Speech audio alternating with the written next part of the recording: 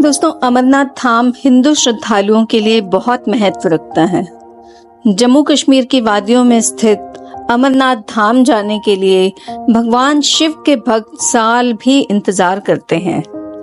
4 धाम की तरह ये भक्तगण इस पूजनीय यात्रा को जीवन में एक बार करने की इच्छा अवश्य करते हैं।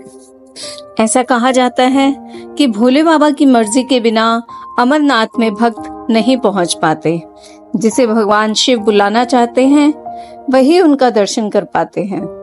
ये यात्रा धरती पर स्वर्ग के जैसी है। हिमालय की गोदी में स्थित अमरनाथ हिंदुओं का सबसे ज्यादा आस्था वाला पवित्र तीर्थ स्थल है और यहाँ की खासियत पवित्र गुफा में बर्फ से बना शिवलिंग है। प्राकृतिक हिम से बनने के कारण ही इसे हिमानी शिवलिंग या बर्फानी बाबा भी कहा जाता है। तो आइए जानते हैं इस वीडियो में कि किस तरह से ये गुफा अमर कथा की साक्षी हो गई और इसका नाम अमरनाथ गुफा के नाम से प्रसिद्ध क्यों हो गया। अगर अभी तक आपने मेरे चैनल को सब्सक्राइब नहीं किया है तो जल्दी से इसे सब्सक्राइब कर दें। दोस्तों, शिव पुराण में मौजूद कथा के एक बार माता पार्वती ने भगवान शिव के गले में मुंड माला को देखकर उनसे एक प्रश्न किया कि हे प्रभु, ये मुंड किसके हैं और आप इन्हें क्यों धारण करते हैं। इसका जवाब देते हुए शिव जी ने कहा कि ये सारे मुंड तुम्हारे ही हैं। जितनी बार तुम जन्म लेती हो और मृत्यु को प्राप्त होती हो उतनी बार माला में एक मुंड बढ़ जाता है। शिवजी से इस प्रश्न का उत्तर सुनकर माता पार्वती बोली कि प्रभु, सिर्फ मैं ही क्यों मृत्यु को प्राप्त होती हूँ, आप क्यों नहीं?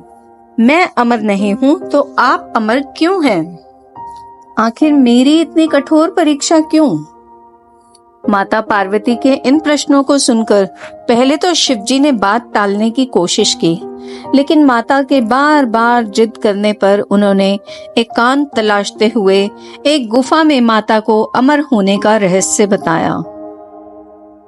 कहते हैं भगवान भोलेनाथ ने अपनी सवारी नंदी को पहलगांव पर छोड़ दिया, जटाओं से चंद्रमा को चंदनवाड़ी में अलग कर दिया और गंगा जी को पंचतरणी में तथा कंठाभूषण सर्पों को शेषनाग पर छोड़ दिया और इस तरह इस पड़ाव का नाम शेषनाग पड़ा।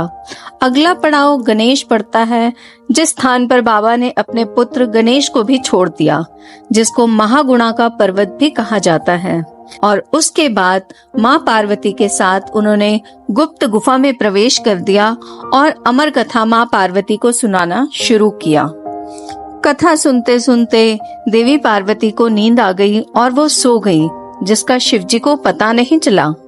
भगवान शिव अमर होने की कथा सुनाते रहे और जब कथा समाप्त हुई तो भगवान शिव का ध्यान माता पार्वती पर गया तो उन्होंने माता पार्वती को सोता हुआ पाया और देखा कि वहाँ सफेद कबूतर का जोड़ा है जिसने इस कथा को सुन लिया है।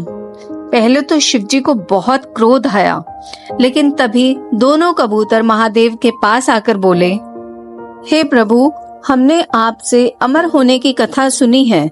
यदि आप हमें मार देंगे तो अमर होने की यह कथा झूठी हो जाएगी। इस पर भगवान शिव ने कबूतरों को जीवित छोड़ दिया और उन्हें आशीर्वाद दिया कि तुम सदा ही इस स्थान पर शिव पार्वती के प्रतीक चिन्ह के रूप में निवास करोगे। इसलिए ये कबूतर का जोड़ा अजर अमर हो गया।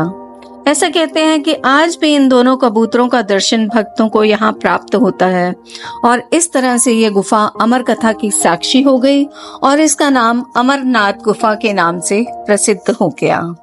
दोस्तों, अगर आपको हमारा ये वीडियो अच्छा लगा हो तो इसे जरूर लाइक करें और ज्यादा से ज्यादा शेयर करें। जय बाबा भोलेनाथ की।